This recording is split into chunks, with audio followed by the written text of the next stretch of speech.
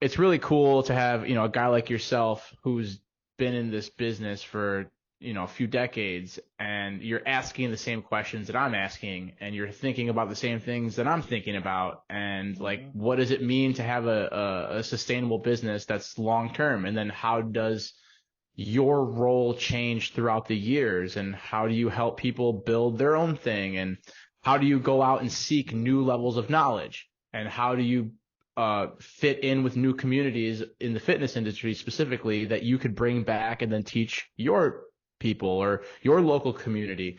And I found that, ever since I went to my first few workshops back in 2018, and going to Maui Fit and then taking the trip to Vieste. I've always found that like every time I come back, I'm super energized. I'm way more excited. My Yes. customers feel it.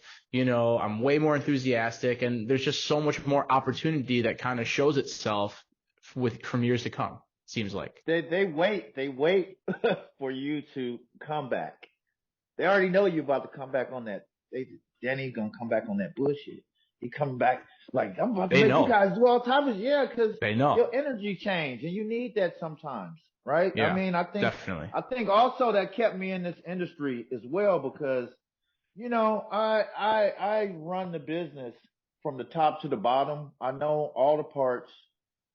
People watch me do this for years. People with money, they watch me do this for years. People try to take me away from my business to do things more lucrative. And I know I have an aptitude to do other things, but it's no replacement for the people interaction. I don't Yeah. know an industry where you interact with people like this, right? I just don't. And like for me, I was doing computers before this, and before that, I was street gangster.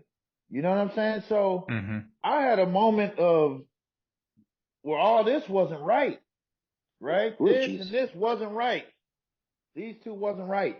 And fitness took those rough edges off. The people took Yeah. those rough edges off, man. And I couldn't go back to doing like normal, like work where the human interaction was going to be cut, right? I This agree. actually made me believe in people again, right? Because Mm. I tell you, I went a whole 10 years without making one male friend, a whole decade, late teens to, you know, late 20s, just no male friends. Like get out of my face. I don't want nothing to do with you. I don't trust you.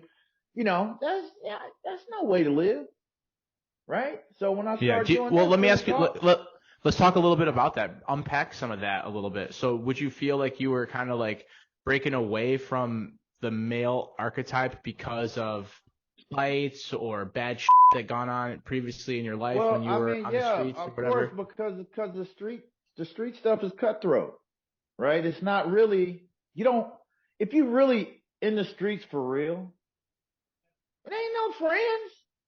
It's no friends. Yeah, it's got to None. be No fight or flight friends. all the time. Yes, no friends. Especially if the type that's seen, right? If people can see you, you know, if you're doing well, then you need to, do the other part to go along with that. You need to protect and defend all the time, right? So the best way to do that is no friends, you know? Mm. That's the best way because, all the dudes that's in the box most of the time is some so-called friend that has something to do with it, right? Unfortunately, but that's the truth, right? Either Yeah, yeah, directly or indirectly. You're running your mouth, talking about things in the herd, seeing, whatever. So I learned early that, dude, there's no friends here, right? And I mean, it's kind of hard to make a friend when everybody's on that, right? So you would be pretty foolish, right? And quite frankly, it kept me safe, but it didn't do the insides here and here any good, right? It was terrible. yeah, And then one day yeah. I realized it. I was like, damn, man, I think I'm damaged. And Mm. in my natural sense, I mean, you guys see my natural sense. I am not. I'm going to tell you something.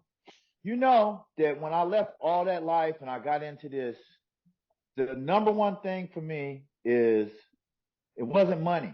It was being my own boss and being in control of my destiny and not having somebody in charge of me that didn't respect me